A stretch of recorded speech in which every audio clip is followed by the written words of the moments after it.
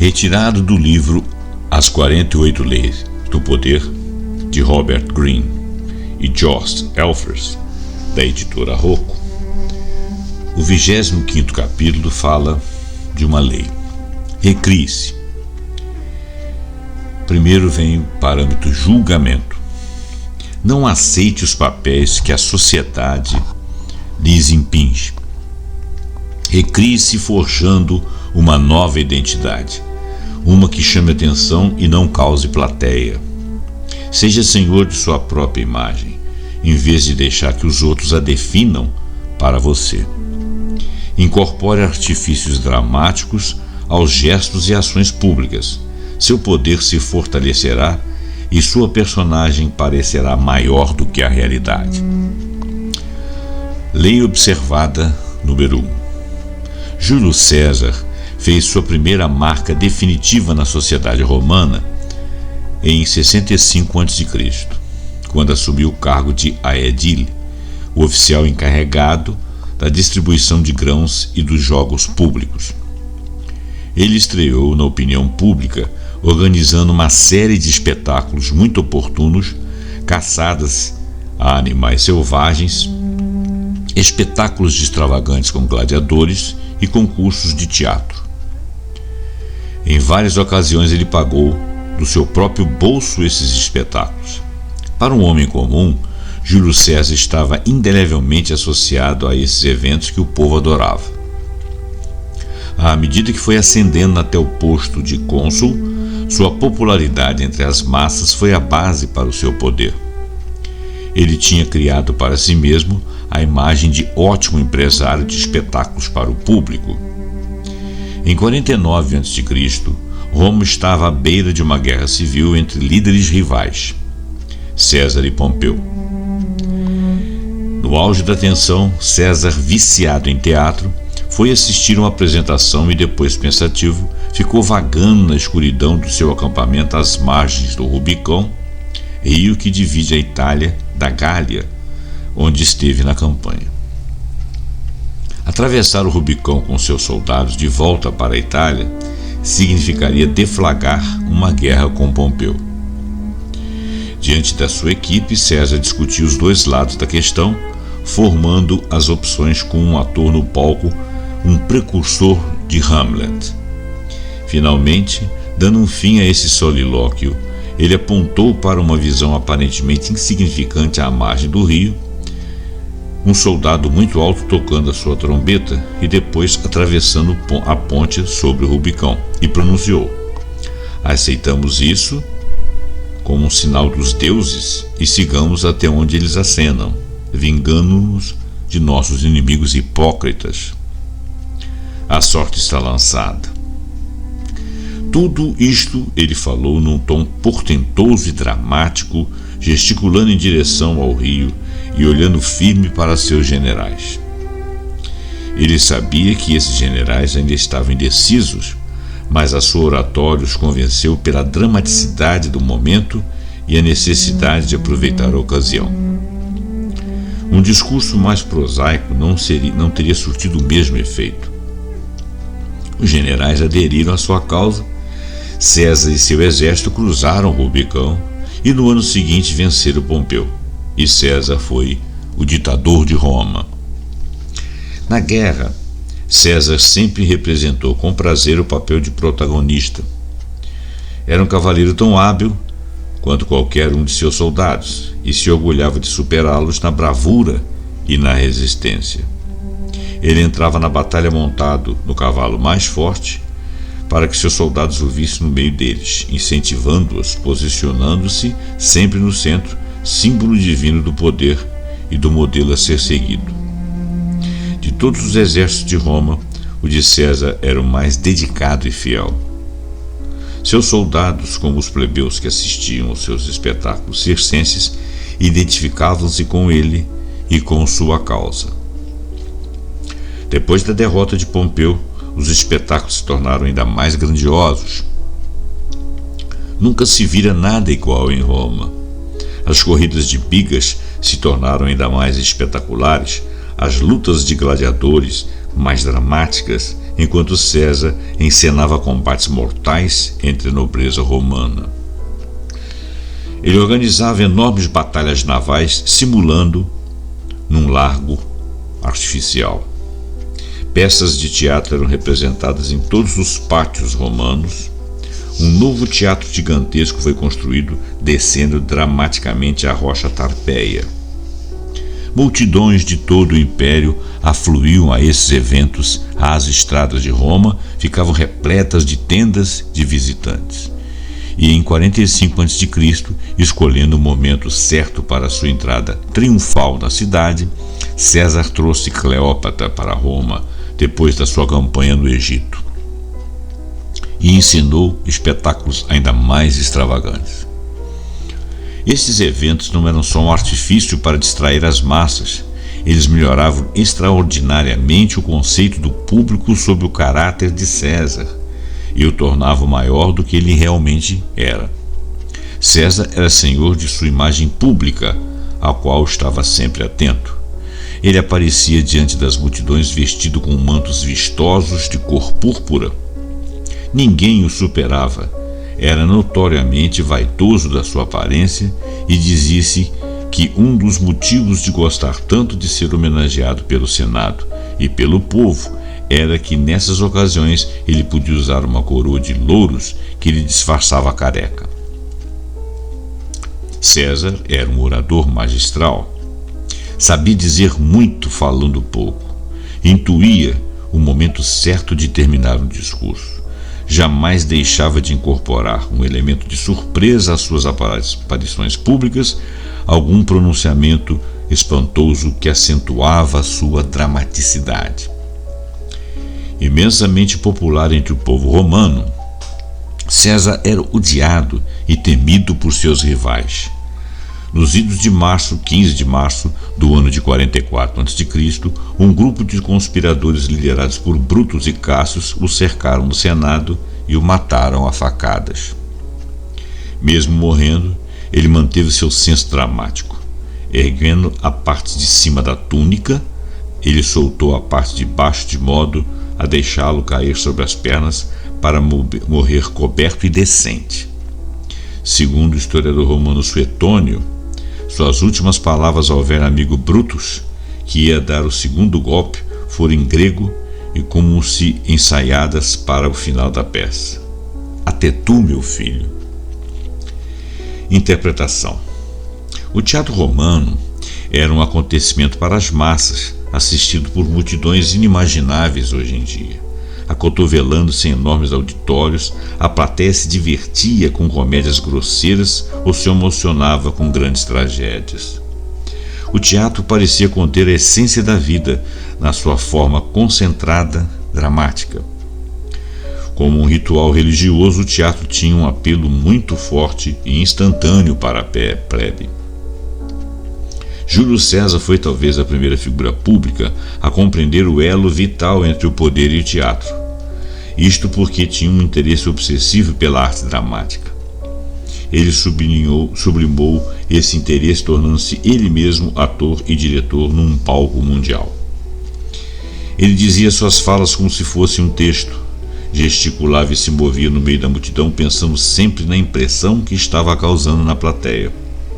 Incorporava ao seu repertório o elemento surpresa, dando dramaticidade aos seus discursos, encenando suas aparições em público.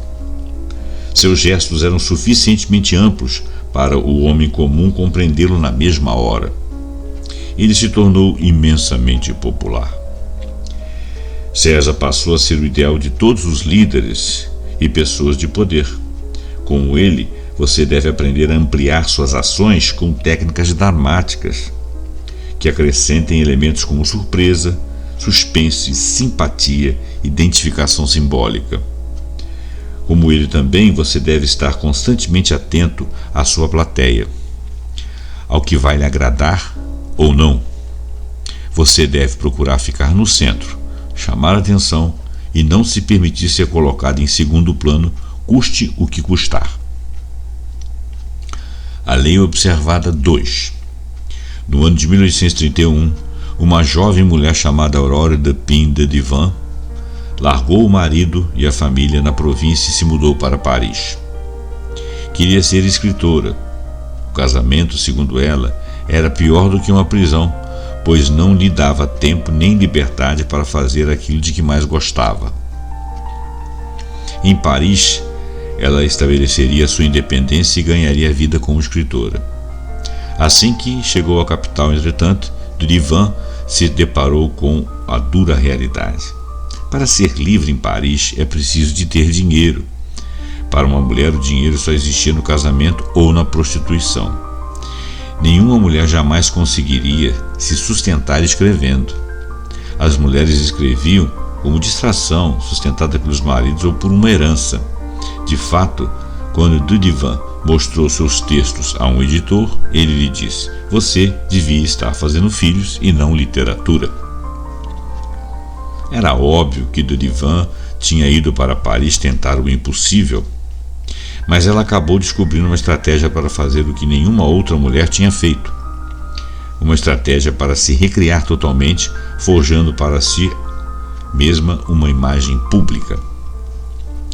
Suas antecessoras tinham sido forçadas a se encaixar no papel já definido, o de artista medíocre que escrevia principalmente para outras mulheres.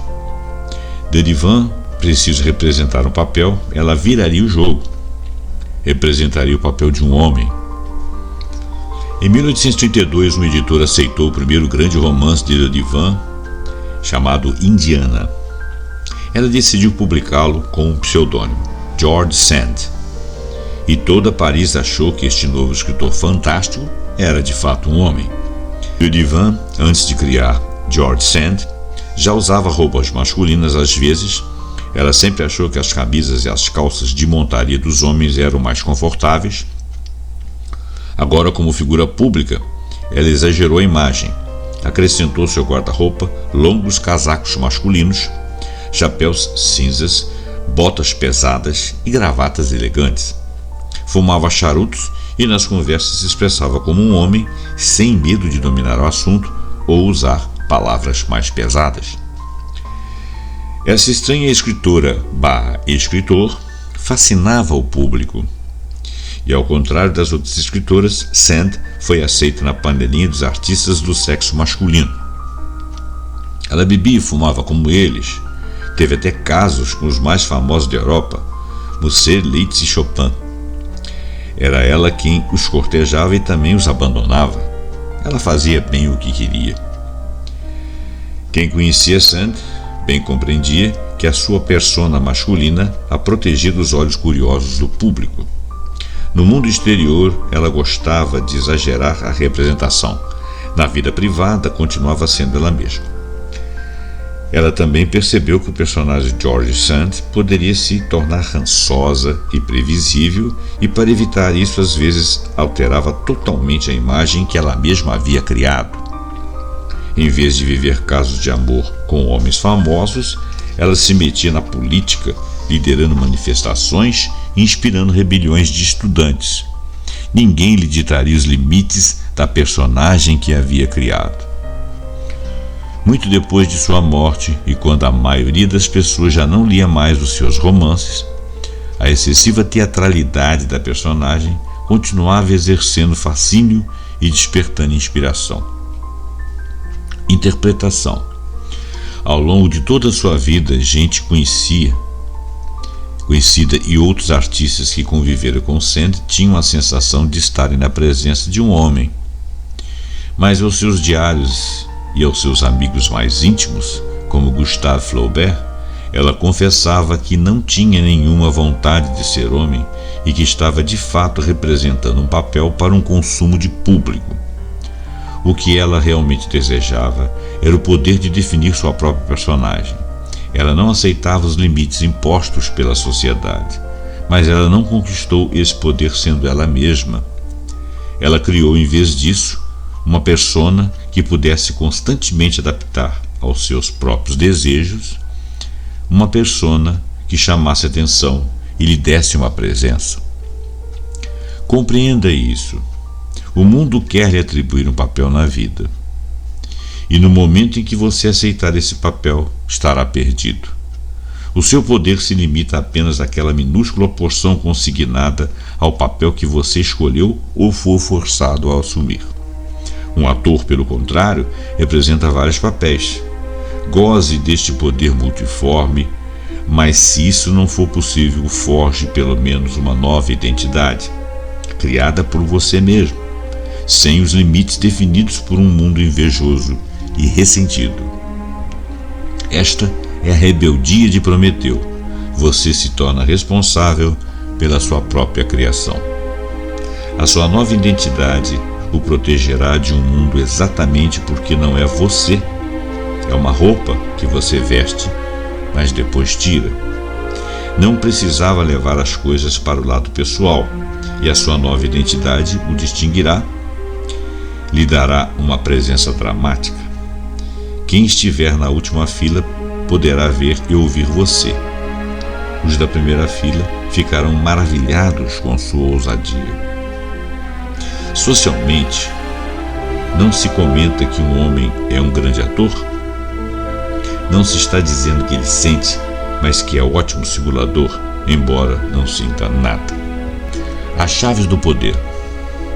A personalidade que parece inata não é necessariamente você. Além das características herdadas de seus pais, amigos e colegas ajudaram a moldá-la. A tarefa prometeica do poderoso e a de assumir o controle do processo, não deixar mais que os outros tenham essa capacidade de limitá-la e moldá-la. Recrie-se como um personagem de poder. Esculpir você mesmo em um bloco de argila deve ser uma das tarefas mais importantes e agradáveis da vida. Faz de você basicamente um artista criando a si mesmo. De fato, a ideia de autocriação vem do mundo artístico. Durante milhares de anos, só os reis e os mais altos cortesãos eram livres para moldar a sua imagem pública e determinar a sua própria identidade. Da mesma forma, só os reis e os senhores mais ricos podiam contemplar a sua própria imagem na arte e conscientemente alterá-la. O resto da humanidade representava um papel restrito exigido pela mesma sociedade e tinha pouca consciência de si mesmo. Uma mudança nesta condição pode ser vista no quadro de Velázquez, Las Ninas, feito em 1656. O artista aparece à esquerda da tela, de pé diante de uma tela que está pintando, mas de costas para nós. Não podemos vê-lo. Ao seu lado estão a princesa, suas criadas e um dos anões da corte, todos observando-o trabalhar. As pessoas que posam para o quadro não estão diretamente visíveis, mas podem ser vistas em minúsculos reflexos num espelho na parede de trás. O rei e a rainha da Espanha, que devem estar sentados em algum lugar em primeiro plano, fora do quadro. A pintura representa uma mudança drástica na dinâmica do poder e da capacidade de uma pessoa determinar a sua própria posição na sociedade, pois Velázquez, o artista, está mais evidente do que o rei e a rainha. Em certo sentido, o pintor é mais poderoso do que eles, visto que está nitidamente no controle da imagem, a imagem deles. Velázquez não se via mais como um artista escravo e dependente. Ele se recriara como um homem de poder. E, na verdade, além dos aristocratas, os primeiros a brincar abertamente com sua imagem na sociedade ocidental foram os artistas e os escritores, e mais tarde os dandies e os boêmios. Hoje, o conceito de autocriação se infiltrou lentamente no resto da sociedade e já é um ideal almejado. Como Velázquez, você deve exigir de si o poder de determinar a sua própria posição no quadro e criar a sua própria imagem. O primeiro passo no processo da autocriação é a autoconsciência. O estar consciente de si mesmo como ator e assumir o controle de sua aparência e das suas emoções. Como disse Diderot, o mau ator é aquele que é sempre sincero.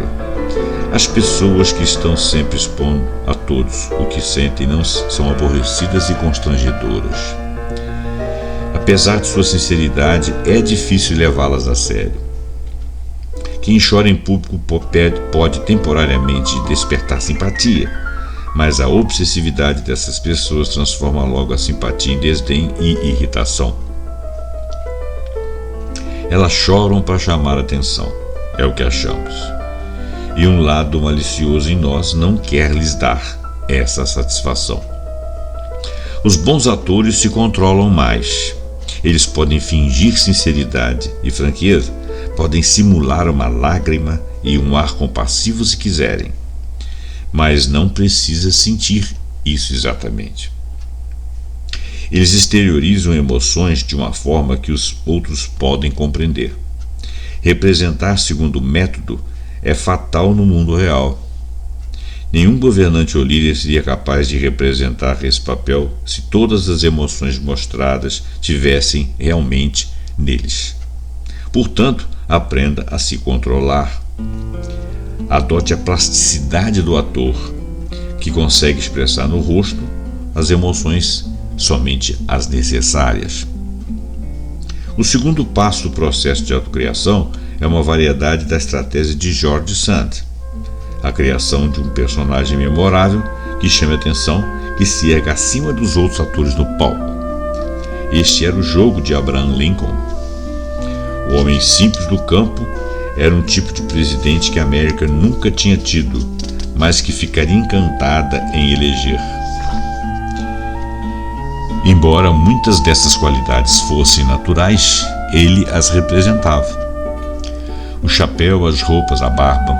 Nenhum presidente antes dele usou barba. Lincoln também foi o primeiro presidente a usar fotografias para divulgar a sua imagem, ajudando a criar o ícone de presidente simples. O bom drama, entretanto, requer mais do que uma aparência interessante ou um único momento de evidência. O drama acontece ao longo do tempo, é um evento que se desdobra. O ritmo e o tempo são críticos. Um dos elementos mais importantes no ritmo do drama é o suspense. Houdini, por exemplo, às vezes era capaz de se escapar em questões de segundos, mas prolongava o ato para deixar a plateia aflita. Houdini era o mágico, né? A chave para manter a plateia sentada na beira da poltrona é deixar que os acontecimentos se desenrolem lentamente, depois acelerá-los no momento certo, de acordo com um plano e um mandamento que é você quem vai controlar.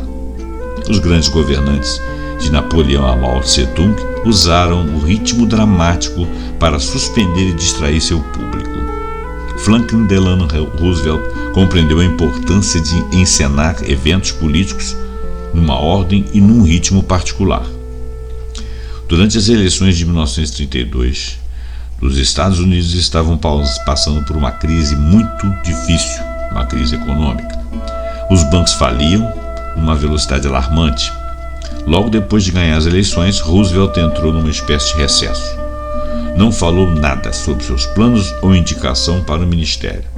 Se recusou até a se encontrar com o então presidente Herbert Hoover para discutir a transição. Quando Roosevelt tomou posse, o país se encontrava num estado de grande ansiedade. No seu discurso, Roosevelt mudou a marcha. Falou com energia, esclarecendo que pretendia conduzir o país por uma direção totalmente nova, abandonando a timidez de seus antecessores. A partir daí, seus discursos e suas decisões públicas, indicações para ministérios, leis audaciosas adquiriram um ritmo incrivelmente feroz. O período que se seguiu à posse ficou conhecido como 100 dias e o sucesso na mudança de estado de espírito do país se originou da esperteza e do uso do arte dramático de Roosevelt. Além de disfarçar inúmeros pecados, o bom drama pode também confundir e enganar seu inimigo. Durante a Segunda Guerra Mundial, o dramaturgo Bertolt Brecht estava em Hollywood escrevendo para o cinema.